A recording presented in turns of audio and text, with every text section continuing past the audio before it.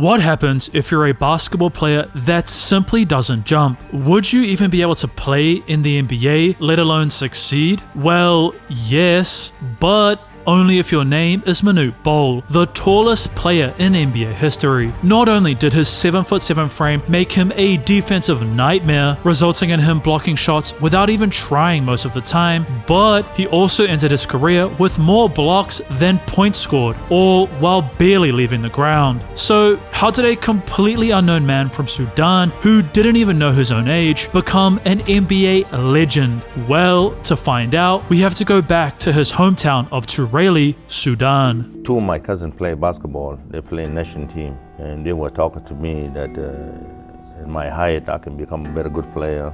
And I didn't believe them. They talked to me for almost 2 years, 3 years, and then one time I decided to go to see them playing in the city. So their coach talked me into it. He said, you can become a good player. You can go to the United States and everything. So I tried, One time I tried to dunk the ball, and my tooth got caught in the net.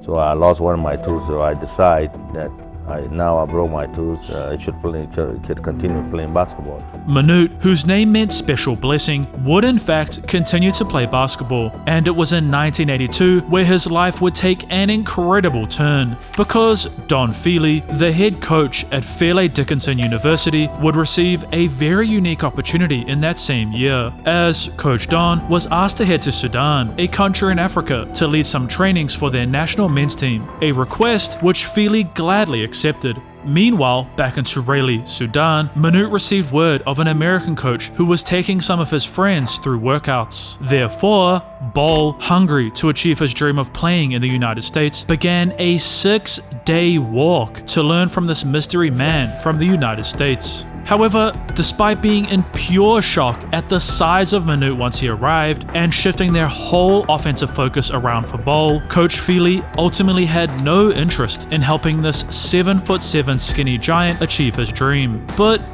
why? Well, simply put, Bol had no education, and without being able to speak English, Don assumed he would never survive in the US. But upon being fired in 1983 from FDU, a 7'7" light bulb went off in Coach Feely's brain, a plan that would guarantee him another coaching job. So, Don began pitching a sleeper talent to not only collegiate programs, but to NBA teams ahead of the 1983 draft. While most college and pro teams had zero interest in a sight unseen 180-pound big man, no matter how tall he was, there was one man who actually had some interest. Jim Linman, the head coach of the failing San Diego Clippers, who was going to get fired anyway, decided to make history. With the 97th pick in the 1983 NBA draft, Manute Bol became the first ever international player chosen in the league's history. An incredible achievement, which was unfortunately cut short because Bol hadn't entered his name early enough for the draft. So was this the end of his basketball career? Well, despite the small setback, the man whose age was initially unknown was not only given a birthday by Cleveland State University's head coach Kevin Mackey, but a scholarship to their program. Feely, however, was not given the assistant coaching role as promised, but he had helped two Sudanese natives achieve their lifelong dream. Yet, would Manute, who had never played organized basketball before, actually be successful at Cleveland State? Yet, before we actually got to find out, tragedy struck Manute. Manute Bol, his father, had tragically passed away. With Manute heading back to Tribesman in order to mourn, Coach Mackey would have to wait until the 1983-1984 season to see his giant but skinny center on court. But as the following season finally arrived, Mackey's secret weapon was deemed academically ineligible to play for Cleveland State, and with Manute never seeing the floor for actual games, his NBA dreams, regardless of his insane height, would never happen. To make things even worse, Mackey's program began to be investigated by the NCAA for bringing Manute on board, and in 1987, Cleveland State received a 2-year ban from the national championship tournament. Yet, there was still some hope for Bol. Bruce Weber, the head coach at Division II college, the University of Bridgeport, knowing full well that his school was heading towards bankruptcy anyway, decided to take a massive risk. Manute Bol was set to become a Bridgeport Purple Knight, yet could he really play? Well, not only was Manute almost unstoppable on the court, averaging 22.5 points, 13.5 rebounds, and 7 blocks per game in his first official season of organized basketball, but he was actually improving in another area of his life. As impressively, in just his second full year of education, Bol recorded a 2.8 out of a 4-point grade average. Yet, Bol's life was about to take another huge turn. Speaking of turning, you should go ahead and turn your attention to the subscribe button. And if you aren't already subscribed, you should go ahead and subscribe right now. That way you never miss out on any of these documentaries. Thank you. Because desperate to begin supporting his people back home in Sudan, Manute decided to enter his name into the 1985 NBA draft. But despite his insane statistics, the competition he was playing against in college just wasn't high enough to sway professional teams. So, his agent, Frank Catapano, came up with a genius plan. Manute was going to play in a brand new competition, the United States Basketball League for the Rhode Island Gulls. Not only would Bol continue to showcase his talents, scoring 14.5 points and grabbing 11.8 rebounds, but he was so dominant on the defensive end that his teammates, such as the soon-to-be shortest dunker in the NBA, Spud Webb, often simply forgot to play defense, literally just standing in awe, watching this 7'7" skinny giant block an average of, get this, 15.6 shots per game. Yet, despite this truly insane number, NBA teams were still unsure that Manute could actually play in the league. General managers were afraid that Bol's tiny 180-pound frame would see stronger centers in the NBA simply push Manute around, or they assumed that because of his weight, the 7'7" prospect could never complete a full NBA season. However, as the second round began, Bob Ferry, the general manager of the Washington Bullets, decided to shock everyone with his 31st pick. Manute Bol was now officially an NBA player.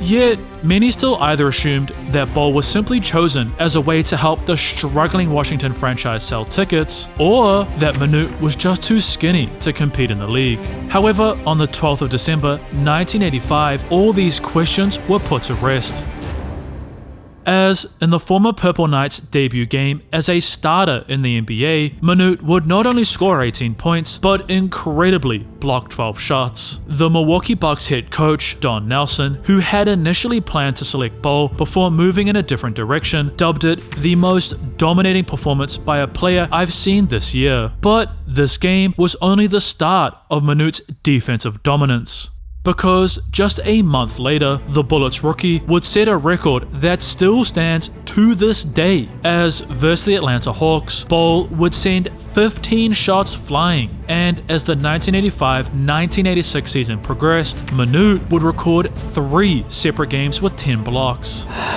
It's a ninth wonder of the world.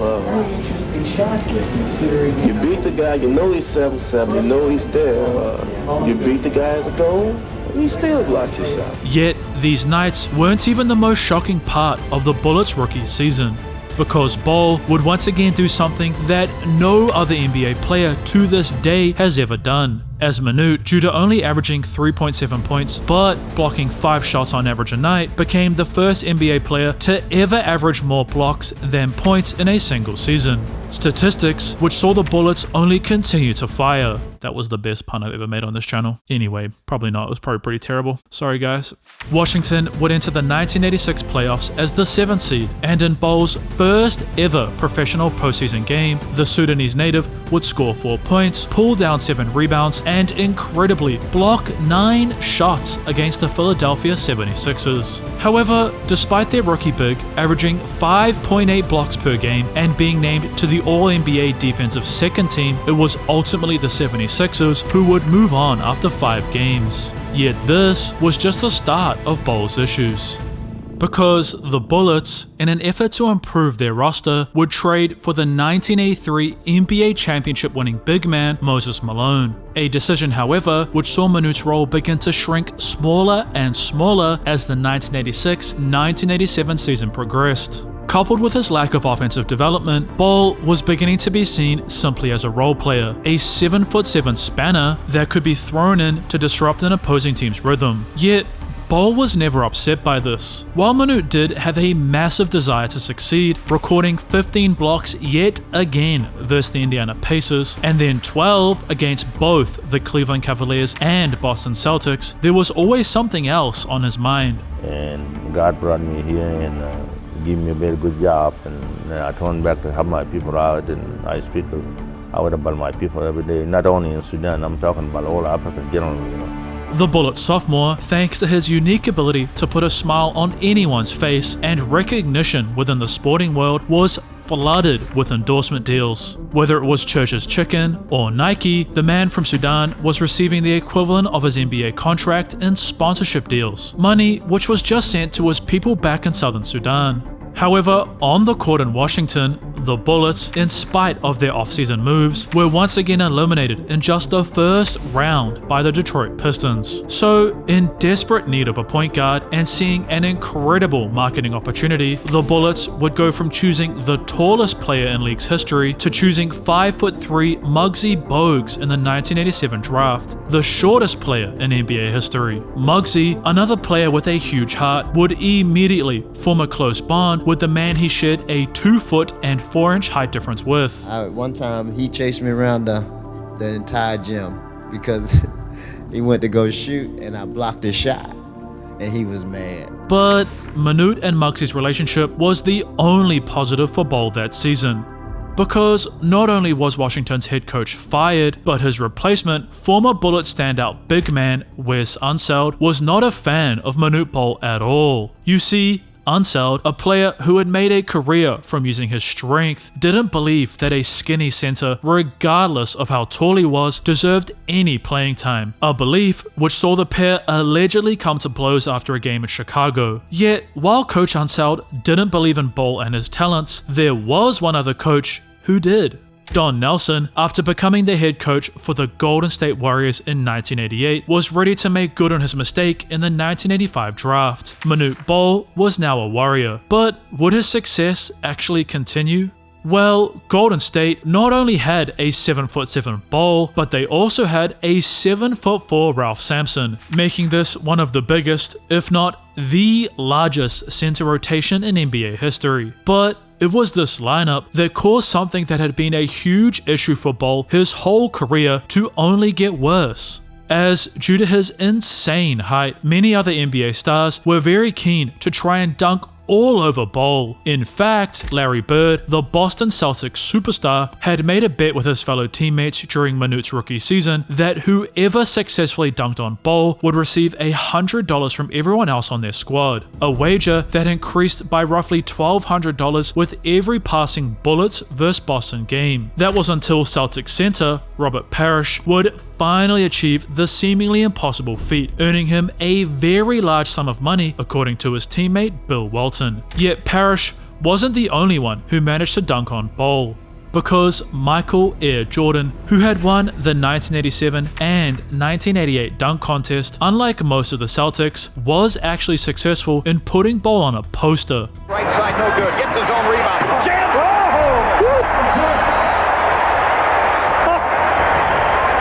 Manute, who according to his Golden State teammates always had an answer for every mistake, returned to the bench after getting dunked on, and instead of making up some excuse, simply said, "My bad." If you make a mistake, you say it's my fault. Well, he came over and he calls it my bad. So now all the Warriors, they say, my bad.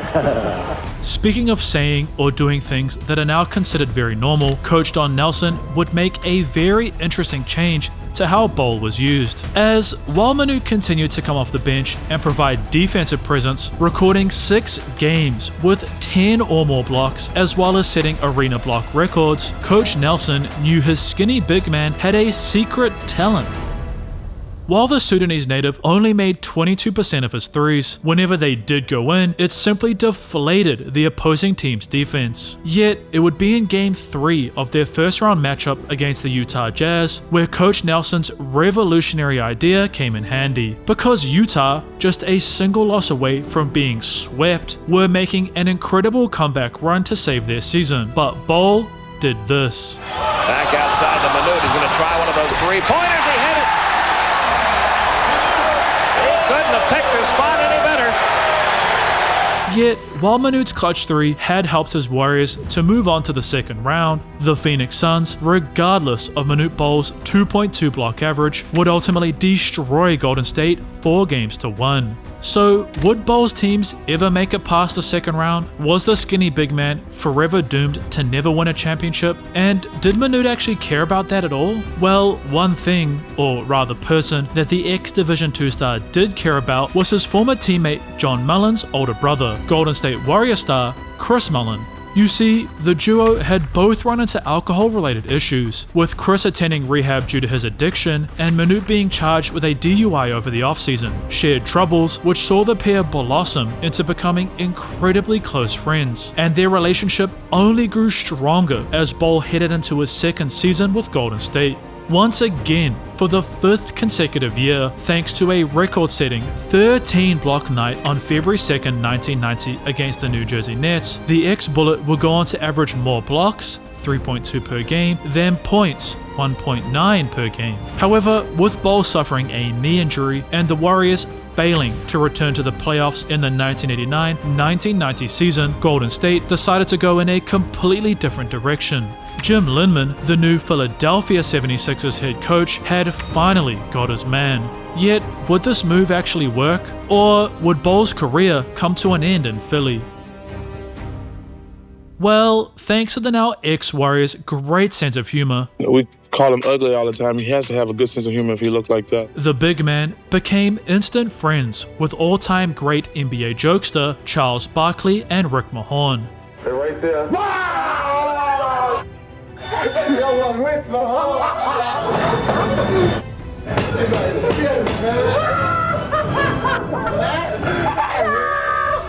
What's up, dude? I almost killed him. I know. And the addition of a 7'7" center who averaged 3 blocks per game was exactly what Philadelphia needed, because in their first round matchup versus the Milwaukee Bucks, Manute continued to be a defensive demon, with Bol sending 2.7 shots per game flying and their star Charles Barkley averaging 23.7 points, 11 rebounds, and 7 assists. It was the 76ers moving on to the second round. However, in their way stood the hungry Michael Jordan and his Chicago Bulls. It didn't matter that Manute would have a career-high playoff performance, scoring 10 points in Game 1. No, Jordan wasn't going to let some 7'7" dude from Sudan stop him from winning his first ever NBA championship. Therefore, after just 5 games, it was ultimately the Chicago Bulls who would not only move on, but go on to win the 1991 NBA title. Yet Bol had much bigger things to worry about. It was 1991. This is the first time I see Sudan on TV. And I saw it.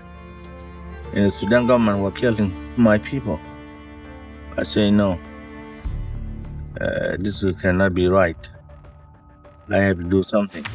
But why was there so much fighting in Sudan anyway? Well, let me start this by saying I'm just a basketball YouTuber. I'm not a geopolitics expert or anything like that, so I'll let someone else explain. The Arab people in the north have this mentality that they are the slave owners, they are the dominant people, and the other people are not of their interest. Therefore, Bol's focus on helping his people only grew stronger. So during the season, after the season, I used to go there to the refugee camp, take medicine, books, food, and everything.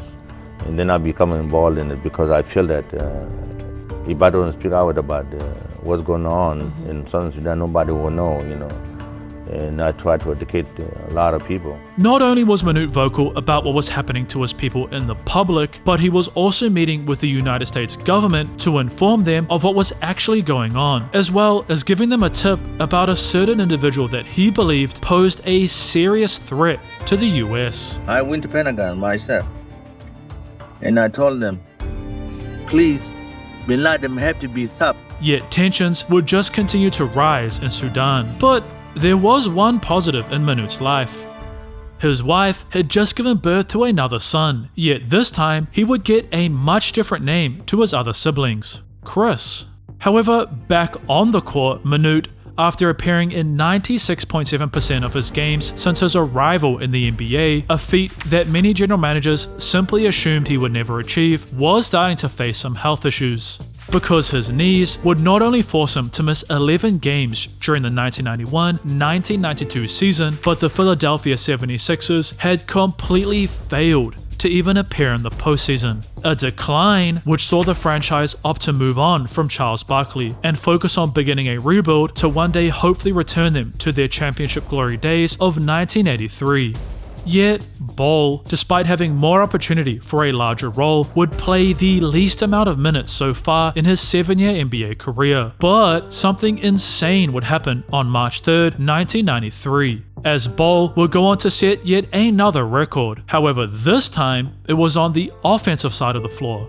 Manute would not only make 1 3, but he would finish the first half of this regular season battle with 6 made threes, a feat that was only broken by Tyrese Maxey in 2022. But, of course, the 76ers, without any real talent, would only end up winning 26 games, and this was the start of the end for Manute.